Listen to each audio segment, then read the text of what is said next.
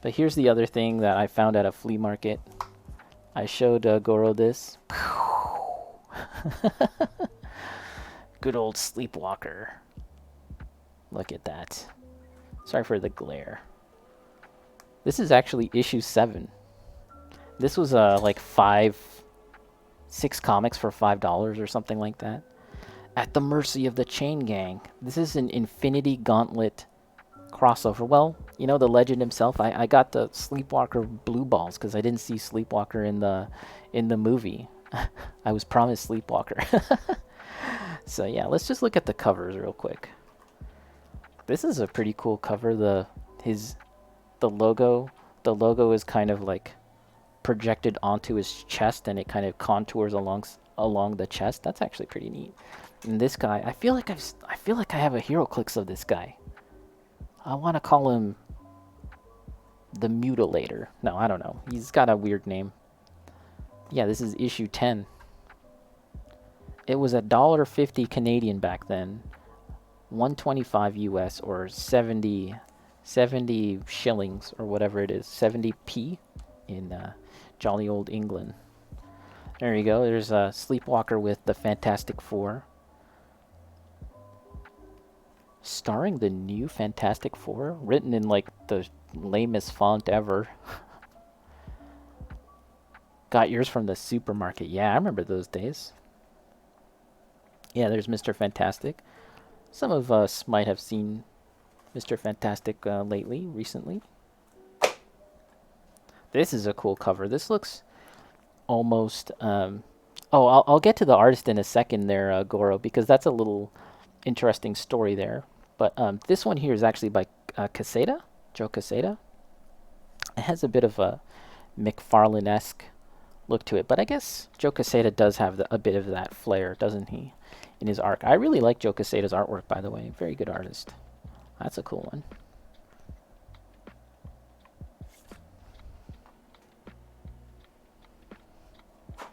Good old Spidey. You gotta get a Spidey one, right?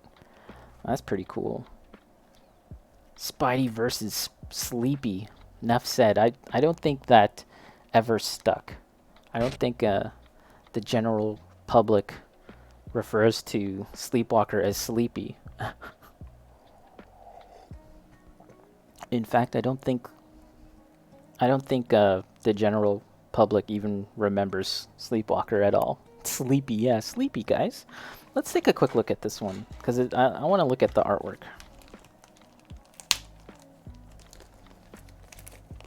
I saved the last comic because I want to talk about something in that comic. Sleepy, Spidey versus Sleepy. Okay. Okay. Yeah, unfortunately this is printed on newsprint, so the printing has that kind of like faded look. It doesn't have the richness of something printed on like a glossy paper stock, as most comics are now.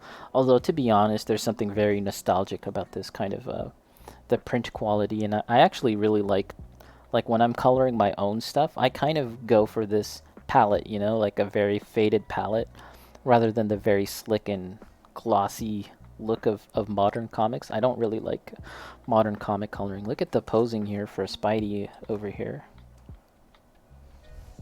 How about these ads?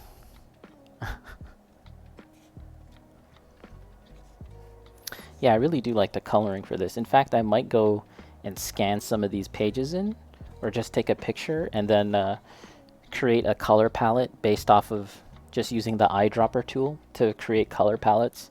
You ever do that, Goro, with your art? That's actually a pretty good idea that I have seen people do, and actually I've seen people do that with their Gunpla models too, like for making custom color schemes. Like I've seen people like take a can of Arizona, right, and then just use the eyedropper tool to create a palette, some swatches of color, and then you can basically base your Gundam color schemes off of that. Ooh, look, it's Rifts. It's an RPG.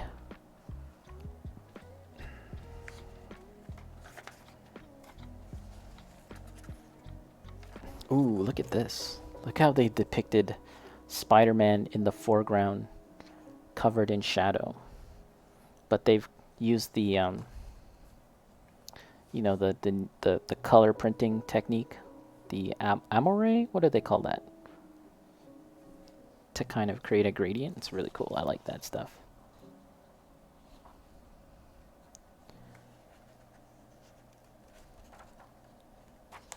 Ooh. Call 1-900-288-X-Men and battle the X-Men's deadliest villains, enemies, touch tone phones only. Do you think this phone number still works? What the hell is this? How to play. Call 1-900-288-X-Men. You'll start by battling Magneto's henchmen. Summon the appropriate X-Men based on their powers and the confrontation at hand. Wait for the cue, then activate their powers by pressing pound within the designated time. Then go one-on-one with Magneto and earn your rewards by answering as many X-Men trivia questions as you can. Jesus, do you think this would be fun? Like,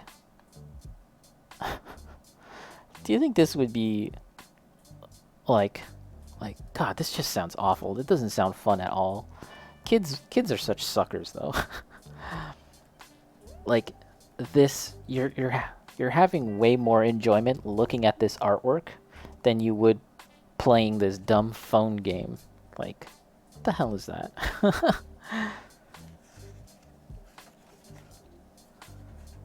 Oh yeah, look at that. Spidey and Sleepy, look at that. Together. Working together. It's gonna be in the next Spider-Man movie. I guarantee. Look at this. You guys remember this? August Cool Meter? Enhance. Enhance. Can we enhance? Perhaps it's a little too blurry. Yeah, unfortunately. I'll read it to you guys. Cool Meter in August. Terminator 2. James Brown. Jeeps. The Adventures of Captain America. Let's go all the way down. Uncool. McLean Stevenson. Nuclear Winter. The Cosby Show, guys. The Cosby Show is uncool. Really? I thought that back in the day Cosby was pretty cool. Oh, look, uncool political correctness. Hudson Hawk. I actually like Hudson Hawk, guys. I don't know if any of you are familiar with Hudson Hawk, the oh my God, what's his name? John, the Die Hard actor guy. Yuppies, TV talk shows, Andrew Dice Clay, bungee jumping, laser karaoke. Star Trek Next Generation is somewhat cool. Oh, Bruce Willis, yeah, geez. Sorry guys, let's catch up with the chat. Look at the Cool Meter mascot. Yeah, I feel like this guy is kind of like some equivalent of Mr. Mixie Pitslick. Air Trunks, you should just do a comic reading stream. Just read me comics so I don't have to. Great narrative voice. Oh, thanks. Thanks, pal. You know what? Maybe that can be something we can do. I wonder if that would be infringing on... That would definitely be infringing on some kind of copyright. But I could probably find a comic book that no one cares made by, like, some schmuck that no one even knows about. And we could read that. I'll think about it. Goro, I'm really enjoying this. The comic. Streams are great. I remember the Hudson Hawk movie. Yeah, so Hudson Hawk and Bruce Willis, yeah, forgot his name, had a brain fart there. Apparently that movie is actually pretty popular in Japan, or it was popular in Japan, just because it was reminiscent of Lupin the Third. They jump from something every 2 minutes. Star Trek shout out. Mary Trunks, if Eco can read me comics, then I'd be glued to the Twitch stream. Baby Trunks listen as well. I'll think about it. You know what I really like? It's kind of unrelated, but I really like Archie comics. That would be fun to read. Oh man, look what happened to Spider-Man. They got him. They got him. Oh no, what's gonna happen? I have to buy the next issue. I'm gonna be bugging the corner store. my god, look at this. Look at this. Sleepy let him down? Do you guys have any of these X-Men toys? I had Storm. Storm was really cool because she had a light up chest. That was really cool. And I think I had Cyclops and possibly Wolverine. No. I had the yellow and blue Wolverine outfit for sure. And also my Cyclops was in the Jim Lee era outfit. This is before that. Available at KB Toys also, by the way. RIP KB Toys. They didn't have any in Canada, but anytime I made a trip to the US, I definitely tried to make a stop off over at KB Toys. Very cool. Damn, KB Toys. You had some other ones like Psylocke, Wolverine. Damn, KB. So here we go, guys. This is the last one I wanted to show you guys. Sleepwalker. She's lovely. She's lethal. Lullaby. And so I'm gonna tell you this. At the flea market, they had actually a couple more Sleepwalker comic books. I didn't buy them all. I picked the ones that looked the coolest. And obviously I wanted the one with Mr. Fantastic in it. I wanted the one with Spider-Man, of course. And I picked up this one because there was a sexy lady on the cover. See, themed on sleep, of course. So this is the first one I cracked open just to check out these comics. And it says here, writer Bob Budinsky, who's actually the creator of Sleepwalker. But the artist is Brett Blevins, right? And I was like, Brett Blevins. I've heard that name before, but let's just carry on looking through this. And I'm looking, and I'm like, okay, yeah, it looks cool. This is a very talky kind of comic book. There's just too much talking. I don't like this much talking in my comics these days. Like, look at all these word bubbles surrounding the face. I'm not going to read that. I'm not reading that in 2022. So I'm just kind of glazing over this comic. And you know, there's the lady there. She looks pretty cool. She's some kind of celebrity. Here we have a depiction of a very sexy lady. Let's read a little bit about this. The basement apartment turned temporary movie set of college student Franklin Lovejoy the next day. Was it something I said? It's everything you said. You can't say a single line correctly. I suppose. Let me think of one. I mean a line from the script. And then they go on saying they can't film this now. But this was sort of my first, like, okay, Brett Blevins and this lady here. Like, she looks... This is a really nice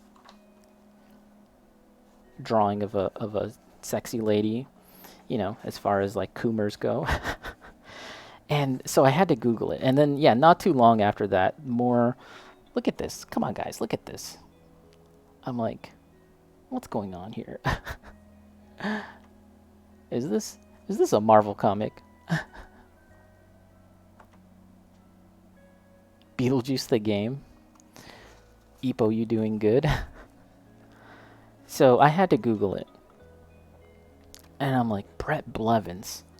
Oh... So yeah, this guy's been working in comics since the 90s, but at around the 2000s, Brett Blevins kind of made a name for himself making these like how-to draw books, you know, how to draw sexy ladies, how to draw, you know, pin-up girl style. And in fact, if you Google his name now, that's what you're primarily going to get. You're primarily going to get a lot of pretty hot drawings of like Storm and stuff like that. In fact, okay, yeah, let's do that now. Let me go to this real quick.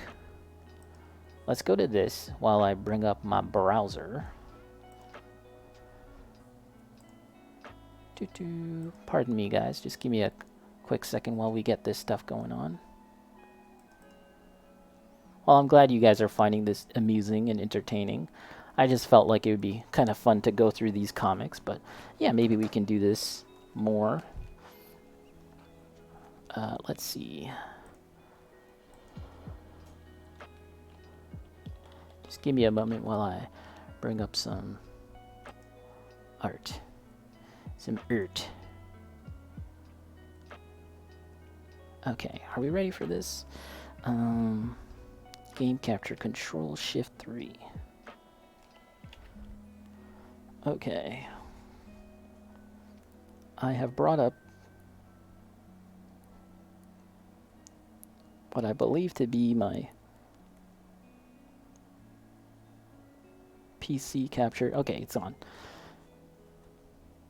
And now let's take a look at some of Brett Blevin's art. This is Storm, I'm pretty sure. Can we enhance, make it bigger?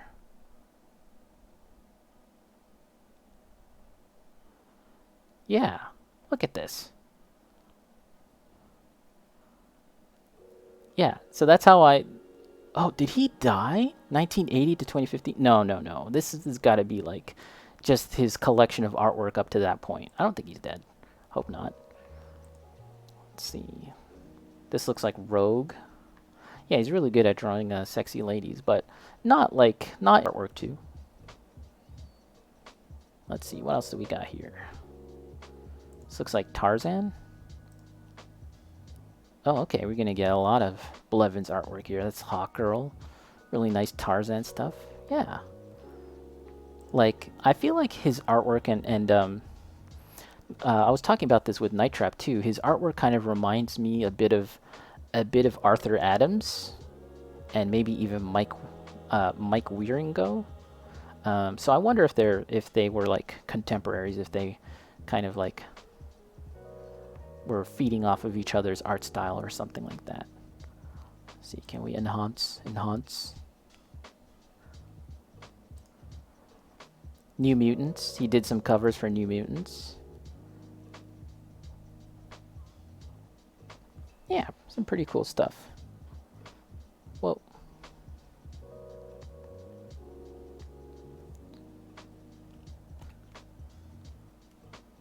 Let's close this. So yeah, that's pretty nice. Pretty interesting stuff. Let's go back to the camera, guys. Mary Trunks, oh my god, you're making me want to read and look at Sleepwalker comics. You know what? If you can find Sleepwalker comics at a flea market, you know, some bargain basement, like, you know, $5 for $6, you go for it. But don't pay anything crazy for them.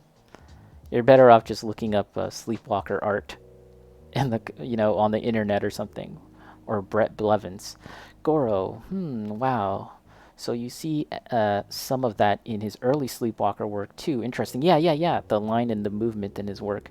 A nice dive into the seminal artist of Sleepwalker, the iconic seminal artist of Sleepwalker. Yeah, you can see you can see like the DNA of kind of what would go on to become his, you know, his more iconic style, I guess.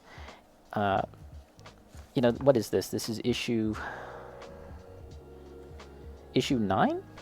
Am I reading that correctly? Issue 9. So by then maybe they had realized that this artist here that they got on board was like really good at drawing ladies.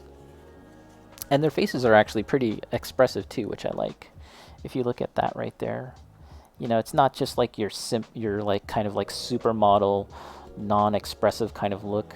You know, he's making some like interesting faces. So that's cool too. I like that. I appreciate that. What else? Is this not like the Ninja Turtles? When Raph tries to go and walk around in public and he kind of covers himself in a trench coat and a scarf. Yeah, so I kind of browsed through the comic. I didn't actually read every single line just because it seemed, you know, like your typical comic book, but maybe I'll read more of it later.